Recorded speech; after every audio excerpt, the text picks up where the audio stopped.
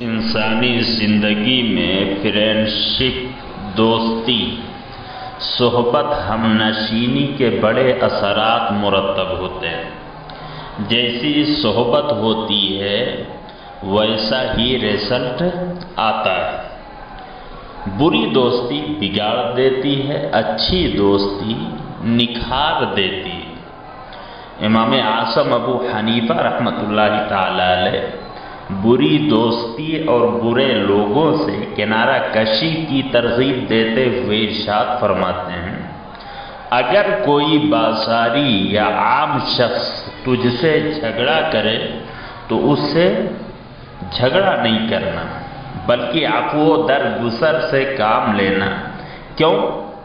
فرماتے ہیں اس کی وجہ یہ ہے کہ تو جب اس سے جھگڑا کرے گا تو لوگوں کی نظروں میں تیری عزت کم ہو جائے گی، تیری عزت کم ہو جائے گی۔ ظاہر سی بات ہے جو گلستان، چمن، پھولوں کی انجمن سے اٹھ کر آئے گا وہ خوشبو ہی پھیلائے گا، جو کیچڑ اور نالی سے گزر کر آئے گا اس سے بدبو ہی اٹھے گی۔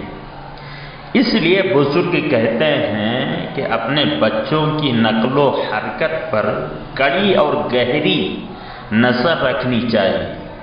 بچوں کے بگڑنے سدھرنے میں فرینڈ شپ کا بڑا اہم کردار ہوتا ہے۔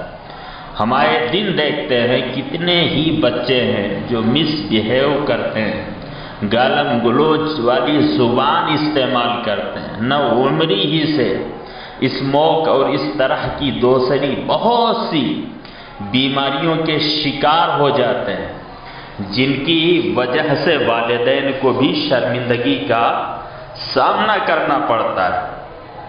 اور یہ اسی لیے ہوتا ہے کہ جب ان کی تربیت کا وقت ہوتا ہے تب انہیں ہم یہ کہہ کر چھوڑ دیتے ہیں، ارے ابھی بچہ ہے، بڑا ہوگا تو صحیح ہو جائے گا۔ یاد رکھیے طوطا بھی چند دنوں انسان کی صحبت میں رہ کر انسانی بولی سنتا ہے تو وہ بھی ویسی ہی بولی بولنے لگ جاتا ہے۔ انسان کی دوستی اس کے فطری مزاج کی عکاسی کرتی ہے۔ جیسے شہد کی مکھی پھلوں اور پھولوں پر ہی بیٹھتی، گندگی پہ نہیں بیٹھتی، گندگی پہ نہیں بیٹھتی، جبکہ عام مکھیاں بیٹھتی ہی گندگی پہ ہیں جس سے ان کی گندی طبیعت کا پتہ چلتا ہے۔ یہی حال ہماری دوستی کا ہوتا ہے۔ ہم جیسی دوستی کا انتخاب کرتے ہیں ہمارا مزاج بھی ویسا ہی ہو کر رہ جاتا ہے۔ اگر ہم بروں کی صحبت میں اٹھتے بیٹھتے ہیں، بدعمل و بدکردار لوگوں سے دوستانہ تعلق قائم کرتے ہیں تو یہ ہماری بری طبیعت کی عکاسی کرتا ہے۔ اہل علم نیک لوگوں کی صحبت اختیار کرتے ہیں تو یہ ہمیں اچھائی کی طرف لے جاتا ہے۔ عموماً انسان اپنے دوست کی سیرت و اخلاق اختیار کر لیتا ہے، اس لیے کسی سے بھی دوستانہ کرنے سے پہلے اسے جانچ لو کہ اللہ و رسول کا فرما بردار ہے یا نہیں۔ اچھوں سے دوستی رکھو تاکہ تم بھی اچھے بن جاؤ۔ صوفیہ فرماتے ہیں انسانی طبیعت میں اخذ یعنی لے لینے کی خاصیت، حریص کی صحبت سے حرص ملتا ہے، زاہد کی صحبت سے زہد و تقوی ملتا ہے۔ ہمارے بزرگوں نے ہمیشہ اچھی صحبت میں رہنے کی بڑی تاکید کی ہے اور اس کے لیے دعائیں کرتے رہے ہیں کہ اچھوں کی صحبت ملے۔ حضرت داتا گنج بخش علی حجویری رحمۃ اللہ تعالی علیہ بڑے عظیم المرتبت ولی ہیں۔ وہ لکھتے ہیں کہ ایک شخص خانہ کعبہ شریف کا طواف کر رہا تھا۔ طواف کے بعد اس نے دعا کرنا شروع کیا تو دعا میں وہ کہہ رہا تھا، یا اللہ میرے بھائیوں کو نیک بنا دے، میرے دوستوں کو نیک بنا دے۔ جب اس نے دعا مکمل کر لی تو لوگوں نے اس سے پوچھا کہ بھائی یہاں تو آ کر کے لوگ اپنے لیے دعا کرتے ہیں، لیکن تم اپنے لیے نہیں، اپنے دوستوں کے لیے، اپنے بھائیوں کے لیے دعا کر رہے ہو، اس کی وجہ کیا؟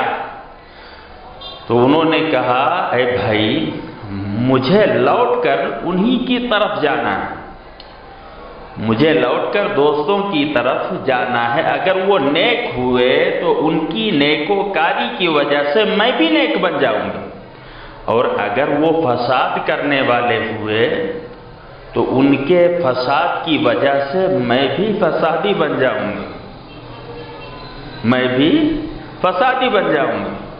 اس کی اصل وجہ یہ ہے کہ نفس کو دوستوں اور ہمنشینوں سے انس حاصل ہو جاتا ہے، اور انسان جس جماعت میں رہے گا اسی کی عادت اختیار کرے گا، اس لیے کہ عمل و ارادہ صحبت سے پیدا ہوتا ہے۔ جب علم و عمل والوں کی صحبت ملے گی تو ان کی شخصیت میں موجود خواص اس کی ذات میں بھی پرورش پائیں گے، اس لیے کہ صحبت کا طبیعت پہ ایک خاص تاثر ہوتا ہے۔ آپ دیکھتے ہیں کہ صحبت عالم سے ایک جاہل شخص عالم ہو جاتا ہے۔ یہی وجہ ہے کہ مشائخ کرام مریدوں کو پہلے صحبت فراہم کرتے ہیں، پھر تعلیم و تربیت کا انتظام کرتے ہیں۔ بلکہ آپ دیکھیں صوفیاء کرام کے نزدیک تو صحبت کے آداب سیکھنا فرائض میں شامل ہے۔ حضرت مالک بن دینار رحمۃ اللہ تعالی علیہ نے اپنے داماد حضرت مغیرہ بن شعبہ رحمۃ اللہ تعالی علیہ سے فرمایا، اے مغیرہ، جس بھائی اور دوست کی صحبت تمہیں دینی فائدہ نہ پہنچائے اس کی صحبت سے بچو تاکہ تم سلامت رہو، تاکہ تم سلامت رہو۔ ہمارے بزرگوں نے بڑی انوکھی اور بڑی اچھی باتیں اس حوالے سے کتابوں کے اندر تحریر فرمائی ہیں، جو ہمارے لیے مشعل راہ ہیں۔ ہمیں خود بھی ان پر عمل کرنا چاہیے اور اپنے بچوں کے لیے بھی ان باتوں کو پڑھ کر کے بچوں کی تربیت اچھے انداز سے کرنی چاہیے، تاکہ ہمارے بچے آگے چل کر کے دنیا دار نہیں دیندار بنے۔